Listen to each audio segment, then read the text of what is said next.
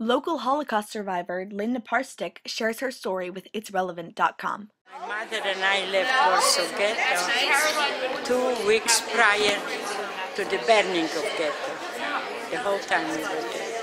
And then I was as a Gentile for many years, on false paper they call, with the false name. Warszawa Ciepielewska was the name, the Polish name. Nobody knew I walked in the street, the German, the SS. It was not so comfortable, but that's how I survived as a Christian. And for many years, that was around 6 years. And I had to go to church, and then I went into my mode, so to speak, as a Gentile there. That's when came time. That was a normal life, like after the war. I forgot really that I was born Jewish, but it's a story that's for books. Yeah, but somebody want to write a book. And I said, one book, it's not enough, it has to be trilogy. So it was very hard, but I survived on Warszawa Ciepielewska. That was my Christian name. And I was so devoted, such a devoted Christian. I had to go maid, I go to church, I had to go to church, I had to go really very much. And after the war, it was hard for me to go back, and I fought for my identity. In one person, in so many lives I went through as a child, because I was 12 and a half years old when I had to be on the false paper. And I was in Warsaw the whole time, and fought as a Jewish girl in ghetto, and fought as a Christian girl on the other side to survive, and that's how I survived. Naturally, I'm telling so quick, not telling the suffering and fear, the fear. The worst thing was fear. And then, in Warsaw, everything in Warsaw, all of a sudden I see that I walk, and I never forget this, and I see these people were after me, nobody survived. What is it? I turn around, and the Germans were shooting every person that went, and I was alive.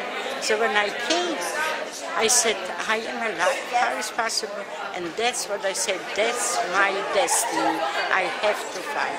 And then I went as a, for the rest, for many years, 6 years, I went as a Catholic. And I believed, and I went to church, and after the war I was so mixed up, really, that's, but listen, I'm married and have children. My husband passed away, unfortunately.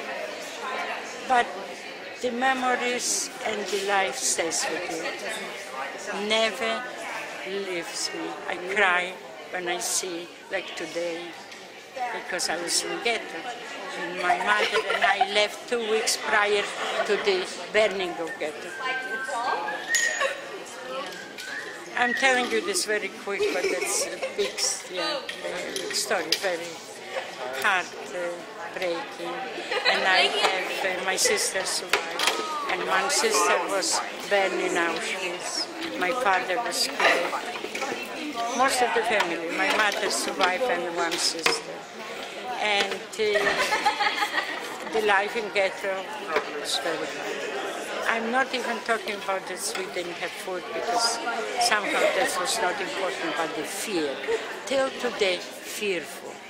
The fear is the worst part of my life, because I was only 12 and a half years old. And I remember I hid under the bed, but then the German came and they were looking for people. It's a miracle that I am here, that after the war I'm married, I have 2 children. My husband passed away 2 years ago, that's also a tragedy. And I'm trying very hard, really. Yeah. And now that my age people are dying, so I'm still surviving. I'm still here.